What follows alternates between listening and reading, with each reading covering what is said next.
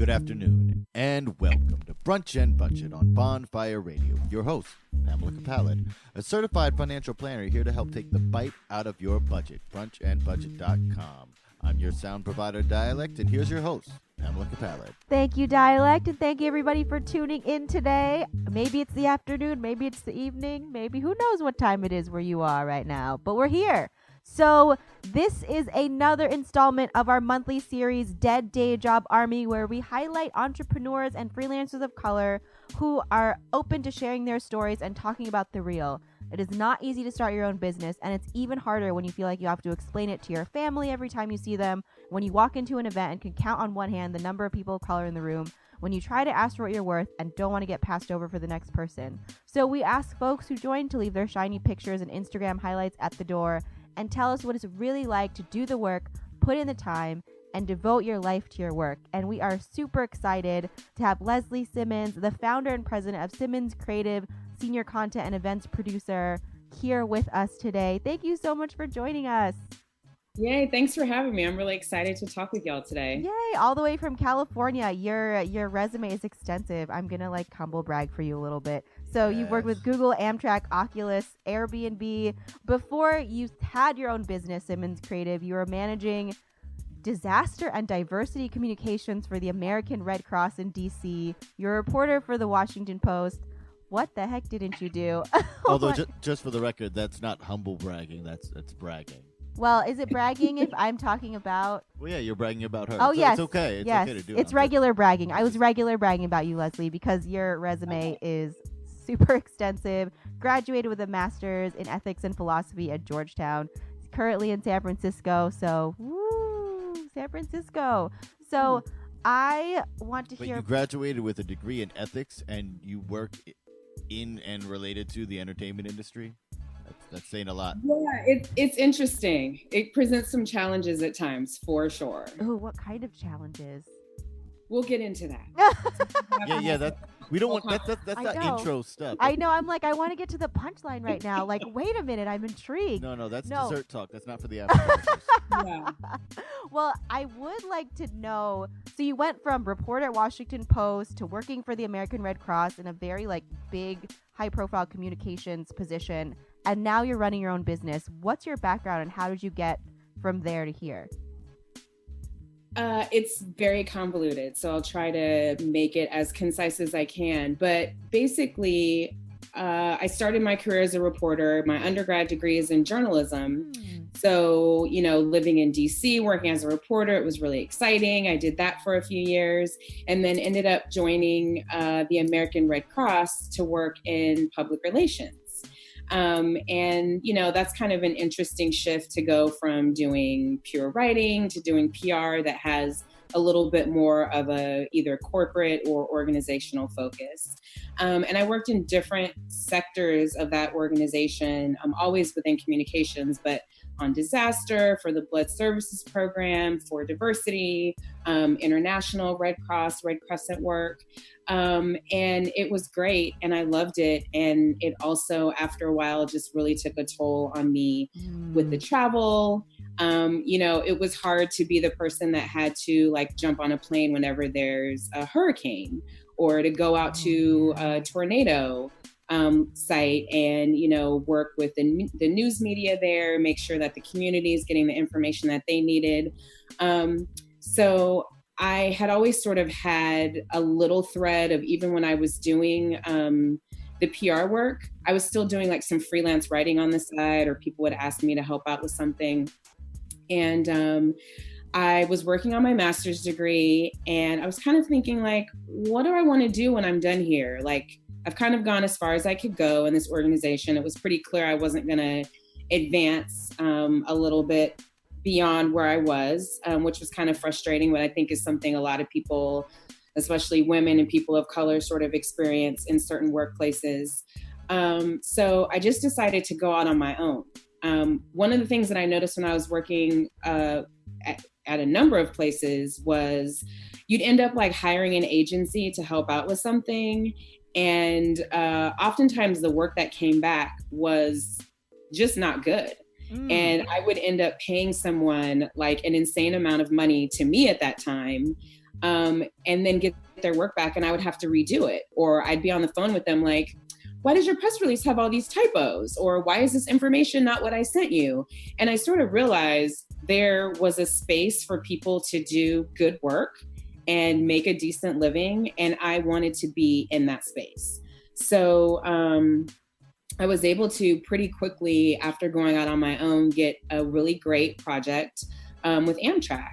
And that was like my first big consulting project, and it ended up turning into like a multi-year role. And I worked on a national event for them for 2 years in a row, worked with some of their agencies, worked with their senior management team. And I was like, this is awesome. You know, how can I keep doing this sort of work? And in that time, my husband and I were living in Washington, D.C. He's a designer. And so we would kind of come to San Francisco as like our vacation spot or weekend getaway. And he was working for a tech company in DC. And he was like, I'm going to go see what's up with like real tech in the Bay Area. And he came out and got a job super quickly. And because I was consulting, I was like, okay, well, my clients don't really care where I am. And I love San Francisco too. So let's do it. So we've been here for about 7 years, which has been awesome. And in that time, I've continued to do consulting work. My business has kind of changed over the years. Because when I first got here, you know, I was coming from DC. I had that sort of like, you know, writing background, very pure PR, but I wasn't really as interested in doing that work. But you can't always be picky when you're first starting out. You kind of just have to take like what's coming your way. So I was doing all kinds of stuff. I was doing like social media work for a big bank. I was editing dissertations. I was doing all kinds of stuff. Wow. Yeah, I was working on some events, which had always been kind of like a sweet spot for me, but I didn't really want to be like a party planner. So I never really like went in that direction. And it just sort of happened like serendipitously. I've been really lucky to have people refer me or recommend me for projects. And I had a couple of executives refer to me to help them with some sort of speech writing and preparation. And that kind of turned into the entree to the actual work that I do today. So a couple years ago, I kind of was like, okay, I have reached the point where I don't want to do PR. I don't want to do social media. I'm not building your webpage.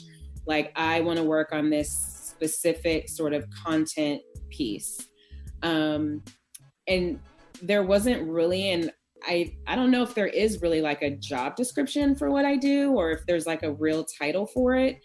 But basically my sort of the core of my work is working with mostly tech companies to take whatever project they have going on, whatever product they have, whatever's happened in the last year that they want to promote, and turn it into content that people come to conferences and events to consume.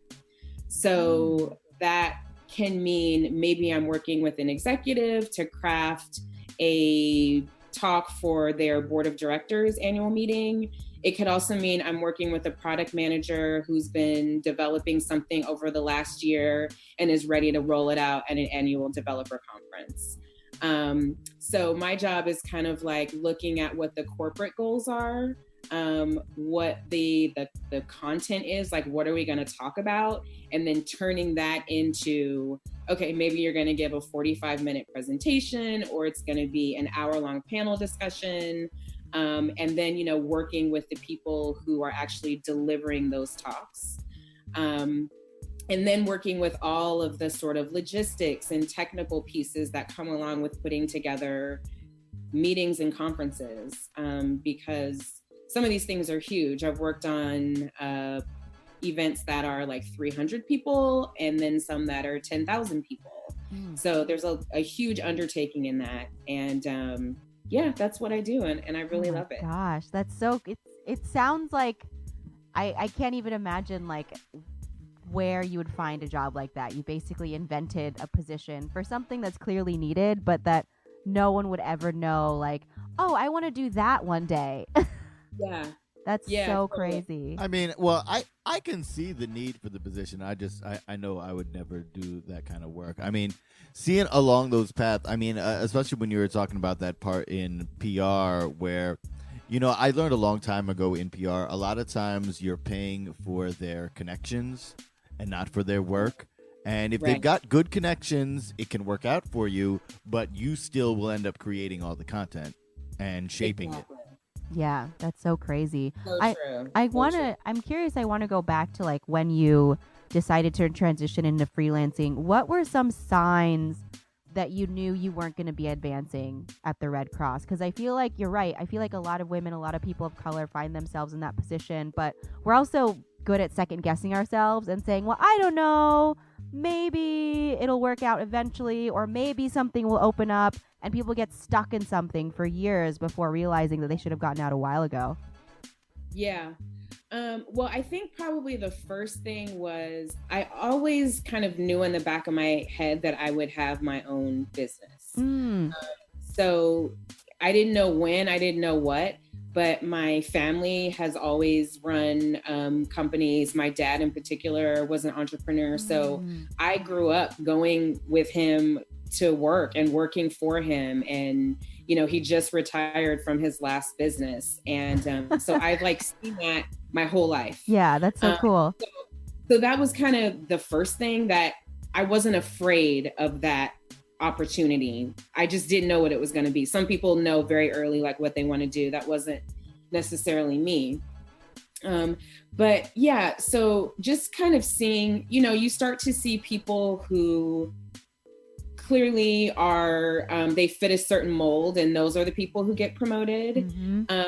Or they are, I kept having the situation where I kept getting stuck with like really bad managers. Oh. And so I was like managing up and managing out and managing, and I was around.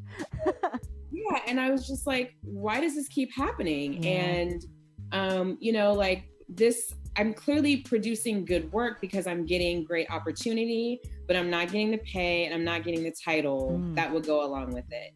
And after a while, I was just like, yeah, I can kind of see. And even some other people that I worked with were like, why did such and such get this role over you? Or did you look at that? And I would kind of be like, yeah, I did. And nothing happened. Or it was consistently not a fit. And I just was like, I can take it personally, or I can take it as a sign and move forward into something else. So, not having that fear. I did have a support network. My husband had a job. So that was one thing. I was just coming off finishing my degree. So it was not quite as like, it wasn't like I was making a huge shift. I was already kind of doing something different. And I just felt like I was honestly destined for more than the opportunities that other people were giving me. I was going to have to seek out and create and find my own opportunities. Yeah, got you. I mean, that's so great that you had sort of that example of your parents being entrepreneurs and doing that. How do you feel like your family life in general and your history, like your family history, has informed your work? What's your background there? So my family's from California. So so you went back. I did, yeah. So Nice. They're all in Southern California, which is great. But yeah, like I've just seen people work on their own and in different fashions and have it be normal. So I think that was cool. I also had family members really try to talk me out of starting my own business and be like, it's really hard. And in California, the tax situation is crazy and you're going to have to do blah, blah, blah. And then like years later, be like, okay, not only are you still doing it, but you're excited about it. You're doing it well. So, there must be something there. I think for some people, it feels like particularly today, like being an entrepreneur can feel like the sexy thing to do. Yeah. Like, it is a lot of work. And I always tell people, like, there's always work drama, whether you work for yourself or you work for someone else. Thank you. Like, don't think like, oh, I'm going to open my business and everything's going to be like Shangri-La. I am still going back and forth with the city of San Francisco over a billing mistake that they made last year. Jeez, yep. Stuff like that. Like, I'm a small business owner. It's not a ton of money, but it is to me. So I'm like, hey, when am I going to get my money back? Yeah. I have to do my own billing. Like, I am the person that's not only working like within a company, but then I am the person that's like literally saying, okay, this is what you owe me. I set my own rates. So, that's a whole other thing of like being comfortable and confident in asking for what you feel your work is worth. And a lot of people, it might feel like sexy or like you have more time. I don't think I think I've worked harder for myself than I ever did in a, 9 to 5, like even in the craziest things. Maybe I work really, really crazy hours for a few months and then it's kind of quiet for weeks and then it picks back up. But yeah, like, it's not like I'm over here hanging out. Last night, I didn't really have a lot to do. And so I was like, well, this is a good time for me to like read magazines and keep up with what's happening, because I'm working on a bunch of stuff next year and I need to know, like, who am I inviting to speak at these things? Who's doing something interesting that the attendees at this conference will want to hear, and that the company is going to be excited about inviting to, be a part of their brand. So it's like, I have to keep all of that in mind. So even when I'm not working, I'm pretty much working. Yeah, that sounds about right. I'm so glad you said that too, because I do feel like, and I think that's how you know who's actually doing the work and who's just taking a bunch of Instagram pictures, is if they present it as this glamorous thing when really it's not. At the end of the day, it's something that you've been able to find something that you're passionate about and that you're excited to wake up and do every day. But there's still the like you said, the drama. I love that you said that, because it's like, yes, there is work drama. You are going to have back and forth with people. You are still going to have to deal with other people, even though you're working for yourself. Well, yeah, and you're going to deal with all sorts of setbacks, and everything is not all high fives and rainbows. And you're going to have that client that you got halfway through the process and dropped off, or someone who's 6 months late on a payment, or you've had several clients in a row tease you and then not pick up, and you've made all of this work and done all of this research, and then it goes towards, well, you're just going to hope you can recycle that for later and things like that. Yeah, totally. And so I've started to like build in protections against some of that, but that's like, you only learn how to do that by experiencing it. Like, you get someone to not follow through, or you get someone. I had a really crazy experience over the summer with a project that I'd worked on and was going very well. And there was one person who, I still to this day don't know why. I just decided to spend like several weeks basically like complaining about my work and my piece of the work, even though it was seemingly fine. And it's like, I had no idea where this was coming from. And I kind of was like questioning myself, like, okay, am I making a lot of mistakes? Am I overworked and I'm missing things? And I finally had to realize, like, this isn't as much as it isn't as much about me as it is about whatever this other person is dealing with, but it's impacting me. So how am I going to address it? I'm either going to like crumble, or I'm going to like put on my big girl pants and we're going to get this together. So I let myself cry.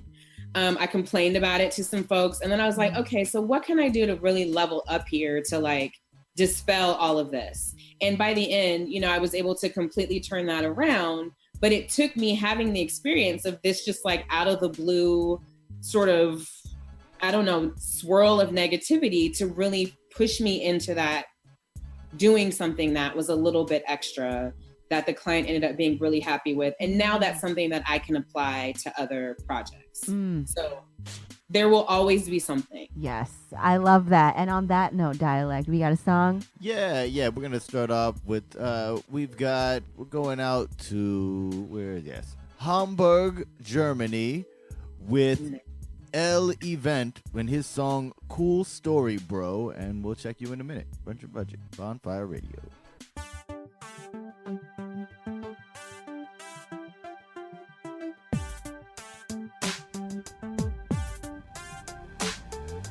Meine Raps tanzen einzigartig wie ein Unikat. Sie klauen meinen Style wie ein Bike, das in der Uni parkt. Bei euch läuft der Sabber wie Blut in einem Splatterfilm.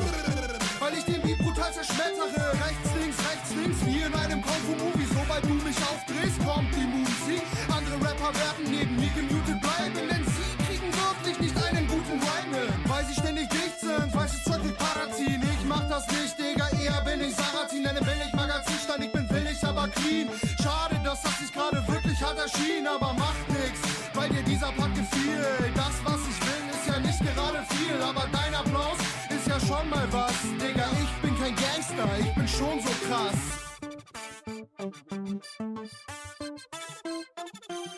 Du findest mich scheiße, cool Story, Bro. Du findest mich doch geil, also tu doch nicht so. Ich find das auch sowieso. Kommt da noch was? Noch einmal die Hook. Du findest mich scheiße, cool Story, Bro. Du findest mich doch geil, also tu doch nicht so. Ich find das auch sowieso. Kommt jetzt noch was? Nö.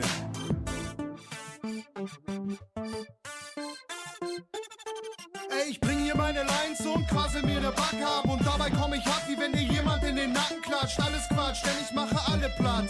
Digga, wenn ihr eure Sachen packt, sage ich, geht doch. Geht nicht klar, was andere für Tracks bringen, weil alle anderen neben mir einfach nur Dreck sind. Macht auf R&B, nur weil ihr euren Rap singt. Ich mache auf Hip-Hop, weil ich einfach echt bin. Back to the roots mit reichlich Anglizismen. Langweilige Tracks mit peinlichen Anti-Witzen. Alles, was du machst, klingt like Hip-Hop-Musik. Denn sobald du dein Maul aufmachst, stoppt der Beat. Digga, doch nicht bei mir. Kopiert eure Lieblingsrapper aus den Staaten. Bloß seid ihr hier wirklich an den Falschen geraten. Also macht euch aus dem Staub auf leisen Sohlen. Gestohlene Styles bleiben gestohlen. Du findest mich scheiße, cool Story, Bro. Du findest mich doch geil, also tu doch nicht so. Ich find das auch sowieso. Geht da noch was? Noch einmal die Hook. Du findest mich scheiße, cool Story, Bro. Du findest mich doch geil, also tu doch nicht so. Ich find das auch sowieso. Jetzt vielleicht mal was? Nö.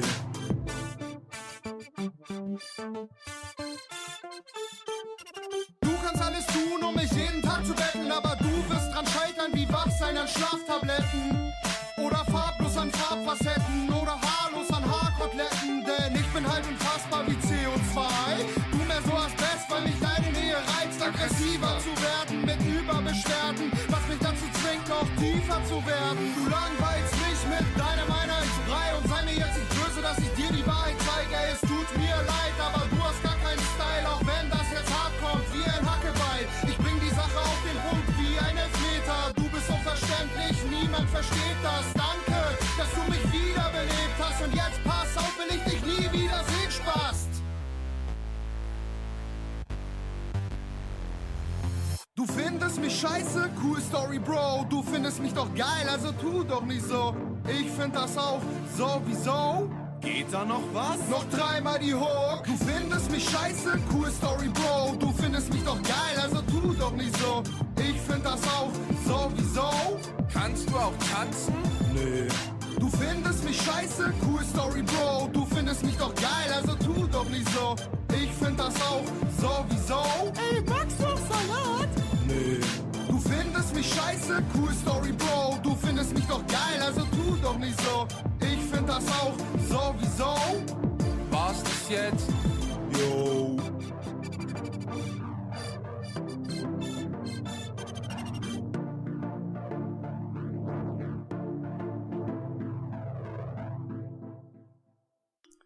And we're back. Brunch and Budget, Bonfire Radio. That was Cool Story, Bro by L Event. Yes, and we are here, another Dead Day Job Army episode with Lesly Simmons, founder and president of Simmons Creative, dropping all the knowledge bombs. Oh my gosh, it's like, okay, you think being an entrepreneur is fun? Here. When you think planning events and all that stuff, that's just throwing parties, right? That's easy. Yeah. I throw Oh man. Yeah, So, I know. how long have you been doing this for? 7, 8 years now? In my current form of what I've been doing, it's been about almost 3 years. Oh wow. Okay. I've had my own business for the past almost 8 years. Oh wow, that's amazing. Okay, so I'm curious because you basically, it sounds like, built you created your own job that didn't exist, but that people clearly needed. So going back to what you were saying about setting your own rates, what is the business model for Simmons Creative? How did you determine what to charge people? Because it sounds like you do different things across the gamut for different companies. Yeah, totally. So I have a range of sort of financial models depending on what the client needs. So for one of my current clients, I'm on monthly retainer. Okay. So they have a number of events throughout the year. So rather than try to do like, okay, I'm going to do this much work for this event, some are small, some are large. We just had a party 2 nights ago. That was like 300 people. We're going to have like a 400 person 2-day conference in a couple months. So that's very different. So that's a retainer structure. And that just works to like, I don't have to worry about hours. Actually, I don't do any more hourly work, which is awesome. Ooh, tell us more about that actually. Yes. So, I think it is good when you're starting out to figure out what you think your time is worth an hour. Mm-hmm. And that means you have to track. The funny thing is, I'm right here on my computer. I have a note that says track your time with a bunch of dollar signs because I still have to do it, but I don't bill by the hour. But in the beginning I did, because someone might say like, okay, I want to hire you, but it's going to be $50 an hour. So maybe you're just like, oh, that sounds awesome. And you do it. And then you're like, okay, well, if I'm a consultant, out of that $50, I have to pay for my taxes, pay for my healthcare, pay for my overhead. So maybe I'm really only making like $22 an hour. You might not know until you do that. So I encourage people to do that. And then just over time, as I started like working on different types of projects and seeing like, sometimes I might charge if I'm doing production for the entire conference, for example. If the client has a certain budget, my rate will be a percentage of that budget for a certain scope of work. Oh, okay. So then I do that. And then there's others where I'm like working on something for 6 or 9 months and I have to bid. So I put together like a whole proposal. Sometimes I'm responding to RFPs, which are requests for proposals. So I am saying, okay, I'm going to come in and my company will provide X, Y, and Z services for you. This is what I'm going to charge. So it really just depends on what the ask is of the client. Yeah. And then, I just kind of go from there. I love that because you've built in consistent income with the monthly retainer, but you also have left it open to have other income streams coming from a bunch of different sources. Yeah, that's absolutely. So great. So if you don't charge hourly, then how do you know what your hourly rate comes out to be? How do you determine, how did you decide what to charge this monthly retainer client, for instance? So they actually made a suggestion and then we kind of went back and forth from there. So I'm a negotiator. I always negotiate every single rate. I had someone that was a mentor to me at the very beginning of my career when I was working, going into the job market as a college grad and being like, oh, people that are graduating with journalism degrees are making $20,000 a year. Ooh. That sounds terrible, but I guess that's what it is. And I had this slightly older friend that was like, no, you decide what you think you're worth, and then you push for that and you look for places where you can find that. And it might not be easy, but it will be worth it for you in the sort of longer term. So I've always negotiated. This friend also just kind of let me know very plainly, you're a woman and you're a person of color. You're always going to be lowballed. You're always going to be lowballed, even if someone isn't intentionally doing it. Right. It's just the way it works. Wow, that's so you real. should ask for more. So I have always negotiated every one of my salaries and every one of my projects. And then I read this. I can't remember where I read it. I think it was in a Facebook group or something within the last year. But the question of what to charge always comes up in every group. And I always have people reach out to me hey, what do I charge for this? And I tell people that I can't tell you what to charge. but there are, a few different ways that you can sort of figure out your model. So I talk to people about the hourly thing, like what is everything really going to cost you, and be super comfortable with that. And I've had people say like, I didn't realize I was going to have to do that much work. So maybe working for myself is not the best fit. Like maybe I should just stick with my paycheck every 2 weeks and my W-2. And I'm like, that's totally fine. There's no shame in that at all. But anyway, this Facebook thing that I saw was like, what is the highest number that you can ask someone for comfortably without laughing out loud? Because it's so absurd. Like literally, women, we just tend to lowball ourselves, or someone will say a number and we'll be like, but we'll just be like, okay. Or, we just whatever, like, don't do that. A tactic that I learned early on was when someone throws out a number, just don't say anything and let them to respond. Because if they say, hey, we can offer you $25, and you're just like, Oh man. And you like let it. I got uncomfortable right there. A little bit longer, they're gonna say, oh, you know what? I think we can go to 28 or 30.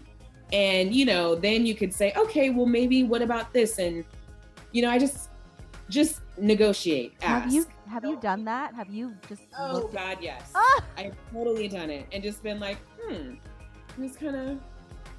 And it needs to get like a little bit longer. The silence has to be a little bit longer than you might want, but it works.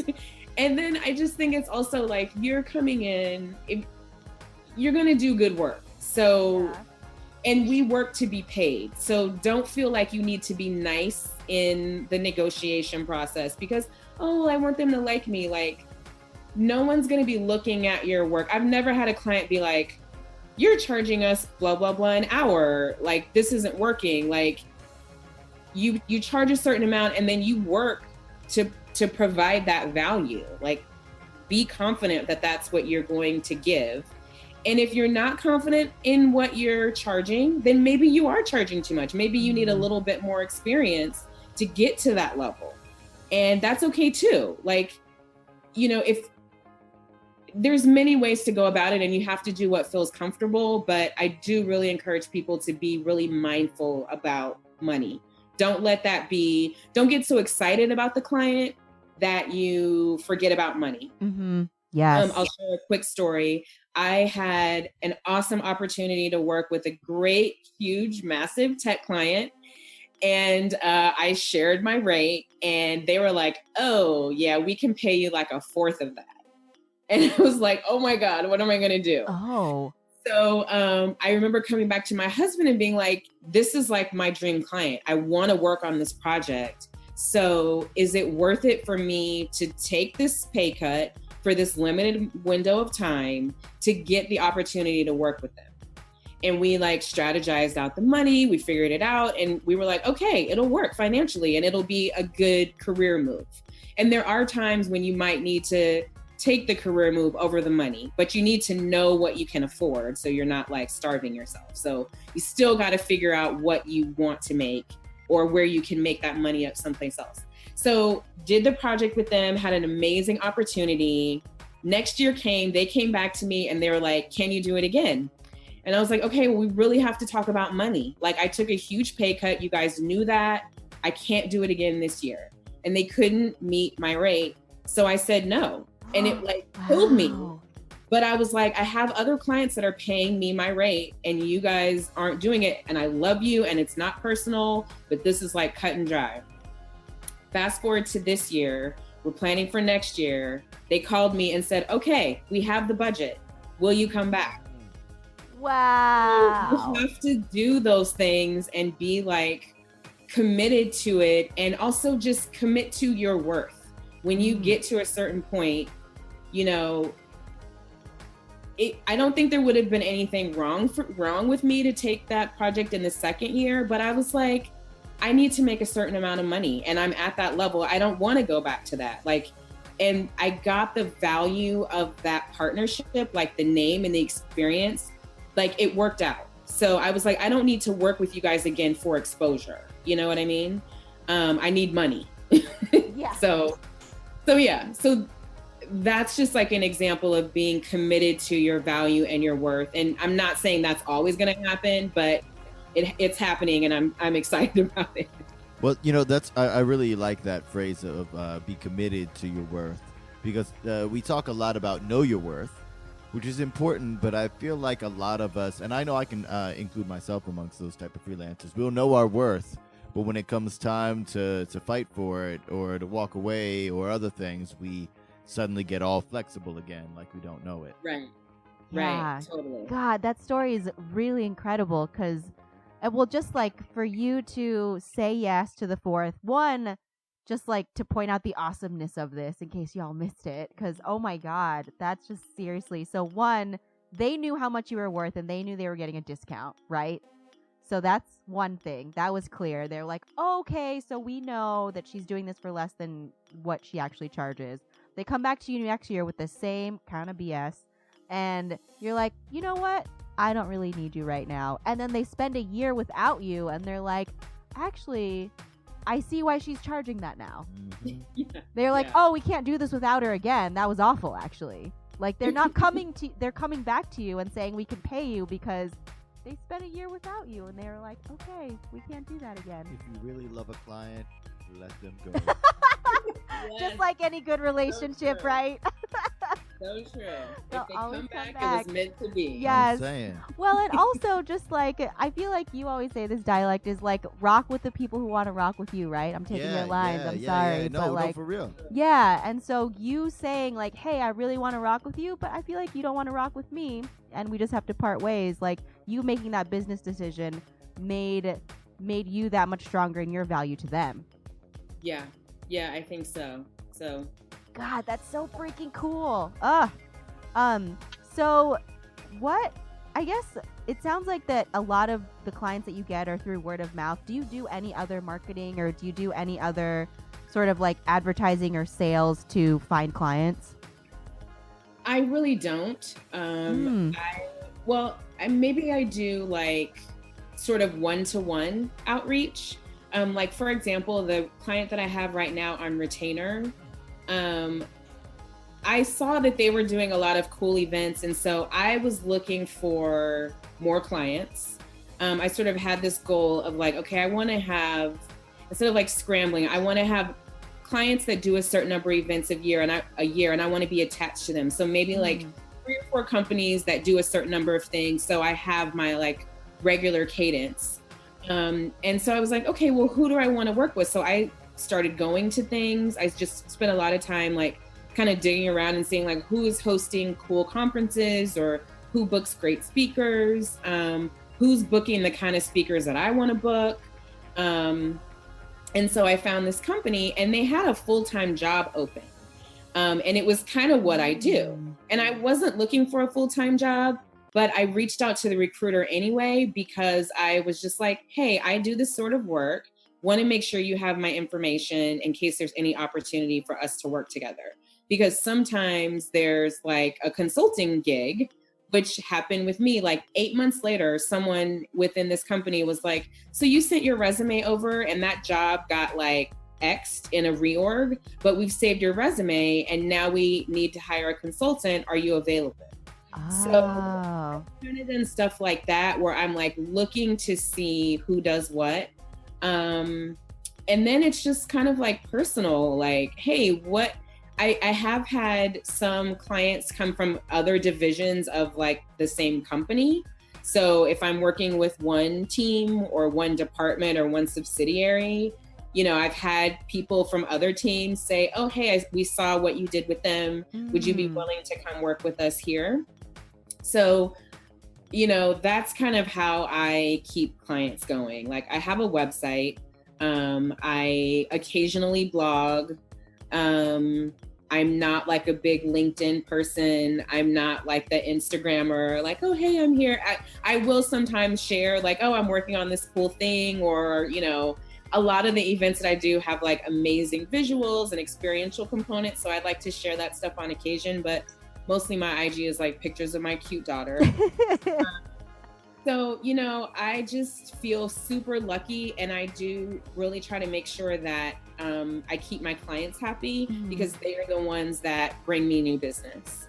So, like it's close to the holidays. So I'm like getting everyone really nice holiday gifts and, saying like, let's talk about next year. What do you have in mind? What are you thinking about that we can start planning for? Yeah, I love that. So yeah, but I would say like pretty much probably 85% of my work is like through word of mouth / referrals. That's so fantastic. Well, on the tip of advertising and referrals and how you choose somebody, I know your website. I know your type of folks. We talked earlier about the people who fake it, and you see lots of very similar looking websites for people who do events. And they've got a vague set of services that sound kind of like what you described. And they've got some pictures of some client that you've never heard of. And you're not sure whether they are an actual event planner or whether they just threw a couple of good house parties. How would one be able to determine the validity of somebody? Are there any tell signs? Do you have to vet them? I would definitely say sometimes I have to hire other consultants because I am like a small business. So I now have 2 employees, but I mostly work by myself. Although now I have 2 employees, so they are engaged on projects. But so for example, I had to hire transportation for an event earlier this year. So what I try to do in my downtime is source vendors.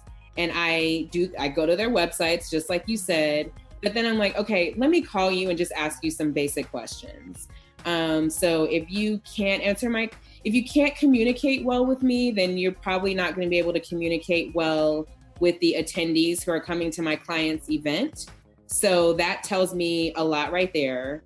And that means do you return phone calls in a timely fashion, or are you responsive to email?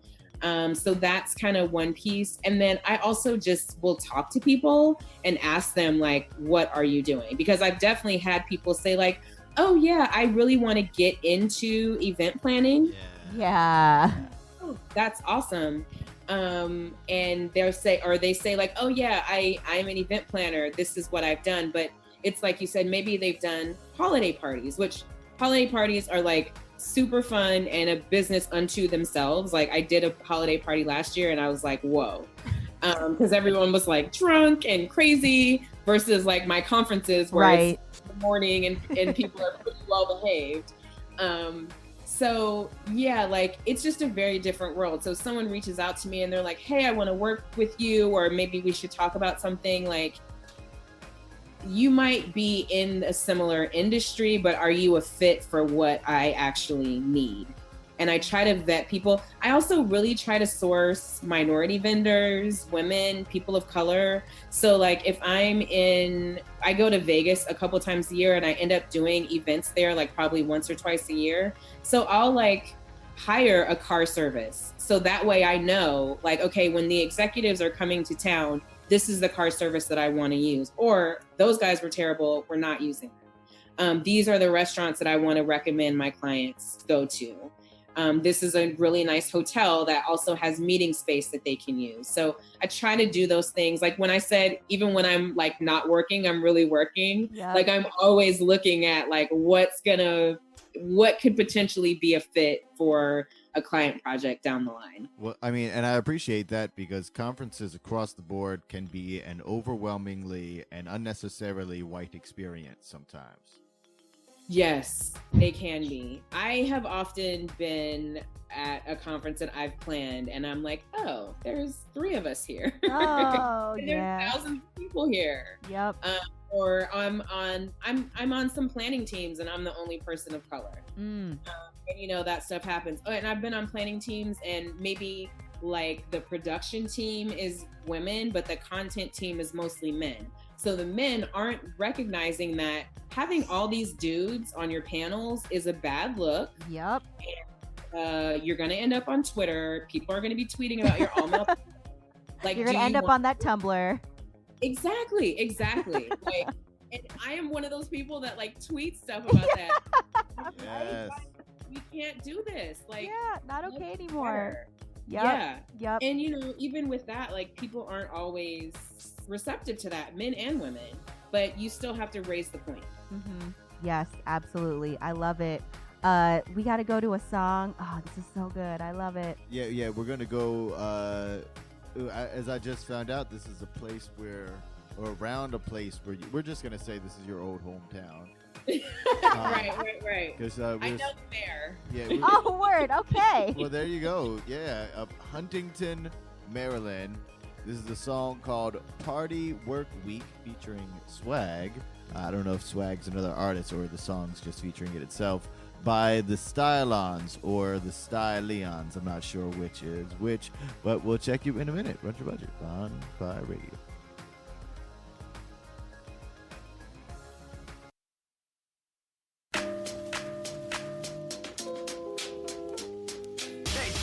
Say never unless you clever go-getter. Proactive action speech finna make you so better. Bottom my ink feather, nimbus the serious. High winds walk, syllable, mental mirrors. Picture this, Monday, money's mental malarkey. Going postal to J.O., pencil and authority. Verbally, first day of the week, the boss started speaking, you start to think.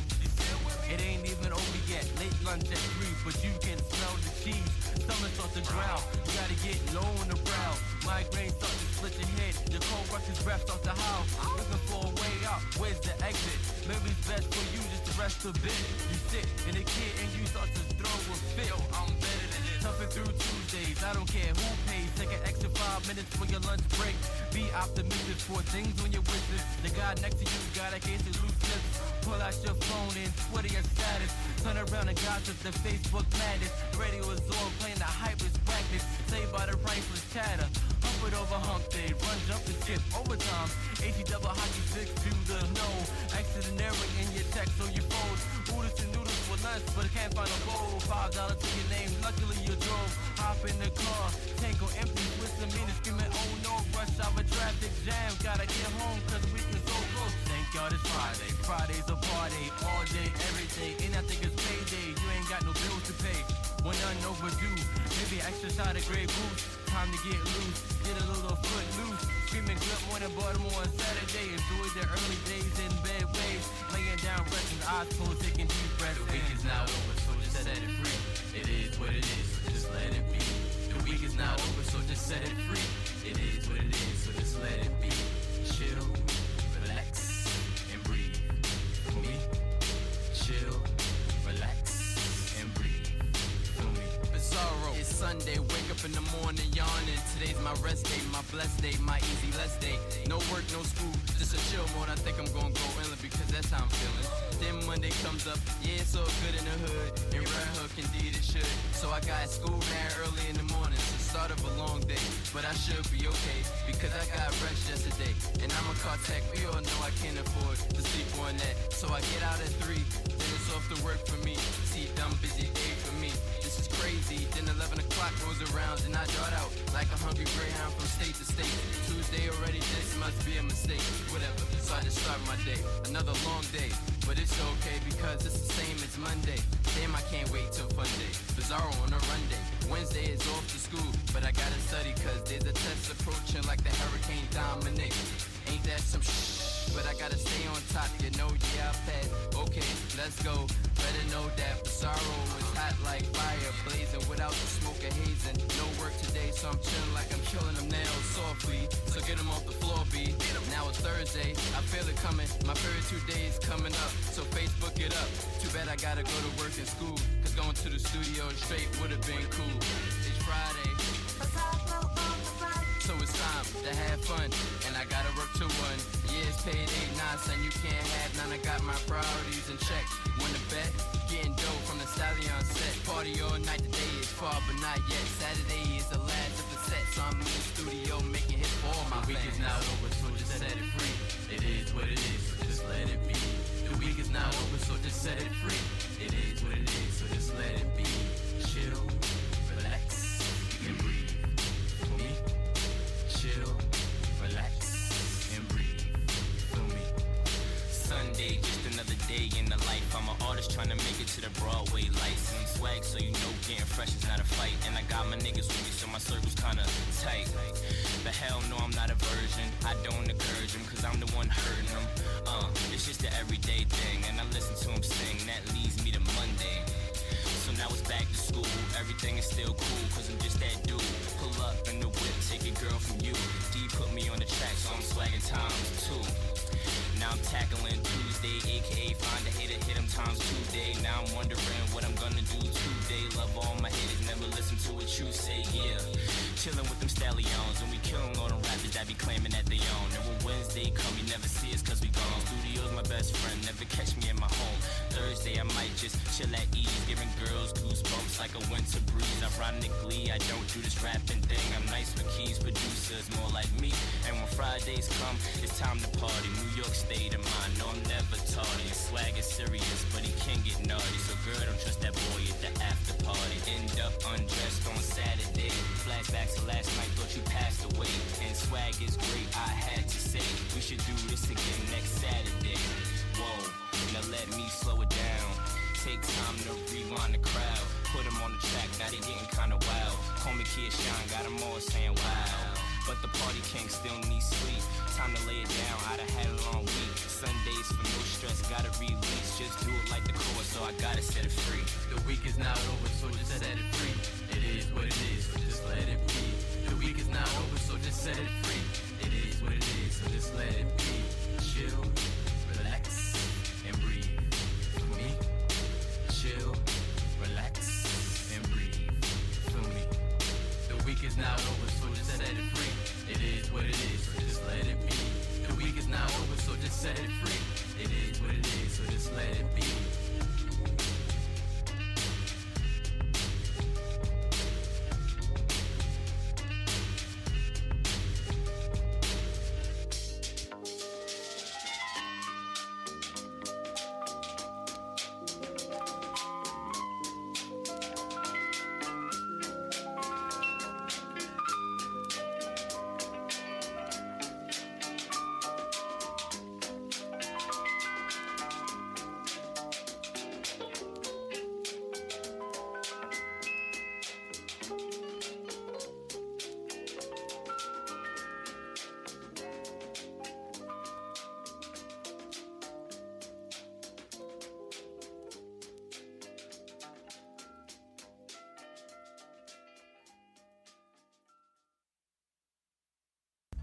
And we're back. Brunch and Budget, Bonfire Radio. That was Party Work Week by the Stylons featuring Swag. Yes, and we are here with Lesly Simmons, founder and president of Simmons Creative, killing it with all the negotiation skills and the rate skills and hiring vendors of color. Oh man, you're just doing it all. She does lots of stuff. She does lots of stuff. So I'm curious because it sounds like you have people who come to you and ask you about getting into event production and event planning. What is a piece of advice you'd give to a person of color who would want to get involved in the business? Something that I talk to people about is, and something that's been really important for me, is finding places where you can bring your whole self to your work. Because, you know, when I think about the type of work that I do now and like, how do you describe it and this and that, like, there are so many components of the work that I do, but they fit like the different facets of my personality. Like, I do a lot of writing because I have to write like proposals to clients, but I'm also maybe writing proposals to speakers on behalf of clients. So I have to be persuasive and communicative. But I also like talking to people. I think that's just a part of my like reporter's background. So I am on any given day, like I might be talking to a CEO who is going to speak somewhere, or again, who I'm inviting in to a program that I'm working on. But I might also be talking to their admin who is like, my CEO is really high maintenance and I need to make sure that you're going to take care of them when they get there. And this is like their list of rules and requirements. So I have to be able to make all of those different types of people feel comfortable and confident in me. And, you know, that's like another part of my sort of communication skill set. You know, I'm also a mom. So for me, like there are sometimes like scheduling things that are, it's very rare, but sometimes there's scheduling things that just don't work for me. I've also been able to negotiate with some of my clients to, for example, like bring my daughter with me when I'm working. Oh, that's so cool. And, you know, like I have worked on projects where now I've worked with people for a few years and they know my daughter because I've brought her to like rehearsal days. And so everyone is like, you know, when we get started, people are like, oh my God, are you bringing your daughter this year? Like, you know, they're excited to see her, which lets me know that they also appreciate me because, you know, it's not like I have to ignore that part of who I am to go to work every day. So just like I would say, if you're into holiday party planning and that's really what you love, then, you know, go with that. If you feel like that fits your personality, your expertise, what the stuff that you want to do that. If you're into weddings, you know, go for that. That's a whole other thing. Oh gosh. Yeah. And if you like conferences, like I was the person, like I loved going to conferences, which felt like dorky, but I was like, ooh, you know, what's going on? Like, what can I go to? So to work on them now is like kind of a full circle piece that feels very natural to me. So yeah, I just think about what you really like to work on and then find ways to let that be the work that you actually do. I love that. I love that. I wanted to throw in, because I like what you're saying about, you know, you liking being at conferences and now you work on them. But if you don't like something, but have a reason, like if you go to conferences and you're like, you know, I would like this if they did this, this, and this. Maybe that's something too. That's a thing too. And I totally tell people, like, tell the planners, if you are experiencing something. I remember a couple years ago, I ran into some people at a conference and I was like, oh, hey, how's it going? And the guy was like, oh, it's fine. And the woman was like, actually, I hate this. And the transportation sucks. And the food wasn't good. And I was like, you know what? I appreciate you telling me that. Like, I wasn't expecting to hear all of that, but I took it down and it was feedback to share with the team for next year. So, you know, I tell people, like, feel free to go on Twitter and use the event hashtag to talk about things. I just went to an event last month that I was having a great time at, but there was a specific aspect that was really just not well managed. And I tweeted at them and was like, hey guys, this is cool, but this other part is not working out. Like, you guys gotta do better here, because I know that someone will take a look at that and maybe take that to heart for next year.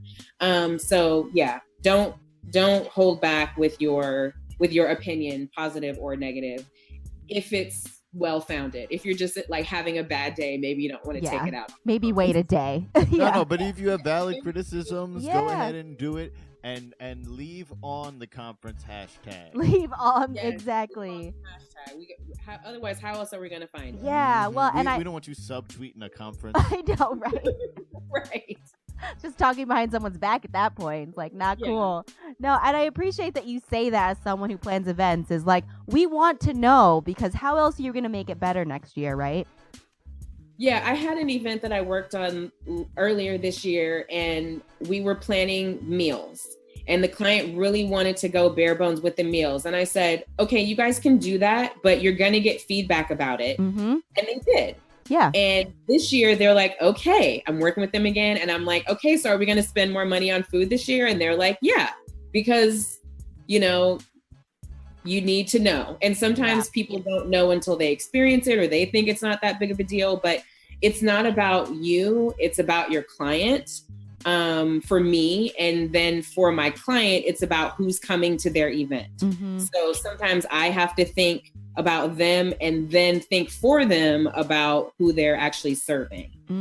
Yes, I love it. So we're almost out of time, but I want to ask one last question. How do you see yourself growing in this business? What does the next 3 to 5 years look like for you? How are you making sure that you're continuing to level up? Continuing to level up by, as I mentioned, I hired 2 staff people actually within the last couple of months. Ooh, exciting. I'm realized I was doing a lot on my own and bringing people on sort of ad hoc. And I wanted to be able to free myself up to focus not on, the scale up and the scale down, but just the more consistent work project flow. So really excited to do that. And it's already made just a huge difference in like management of my time and, meeting planning. I spend a ton of time in meetings. So just having that like consistent help is really good.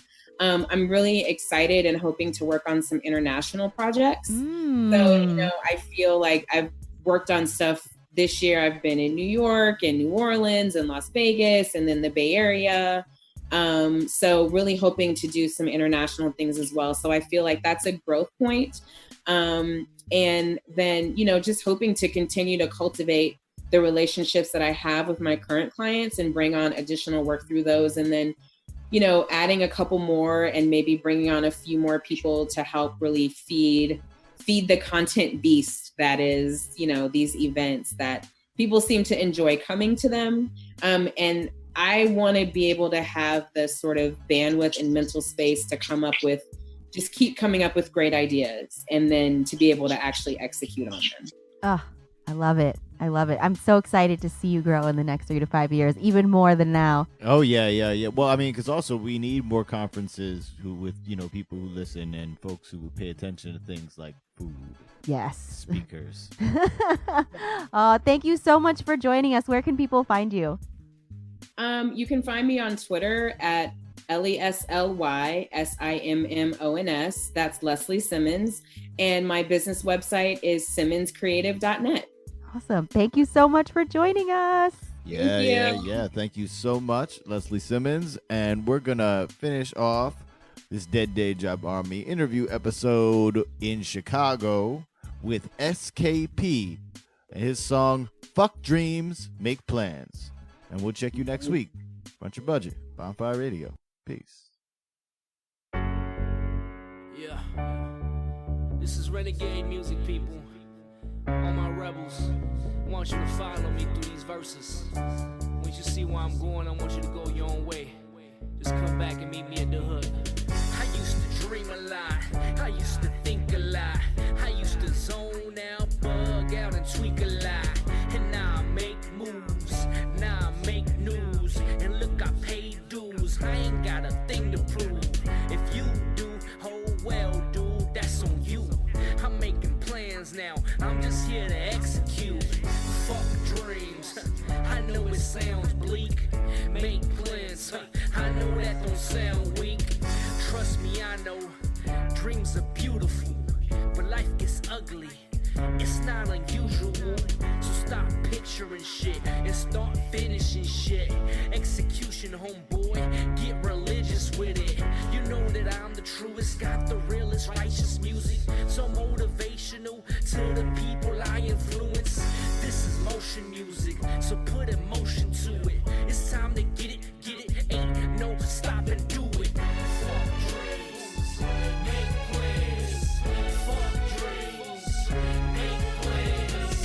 Fuck dreams, make plans. Fuck dreams, make plans. Fuck dreams, make plans. Fuck dreams, make plans. Fuck dreams,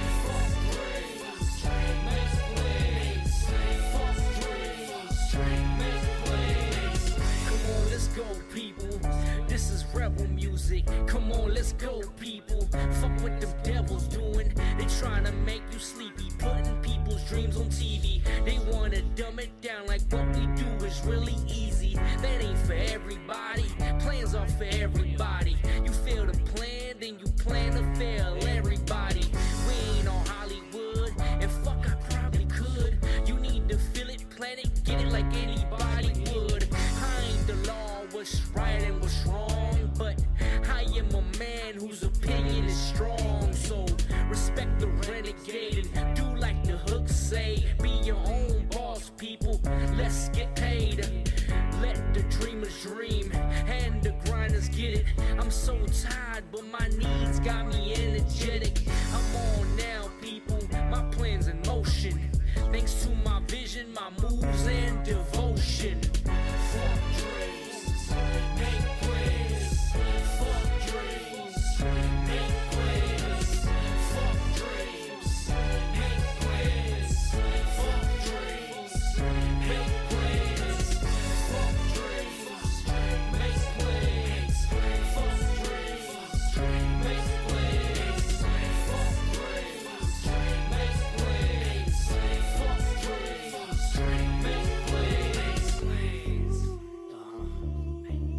That's right.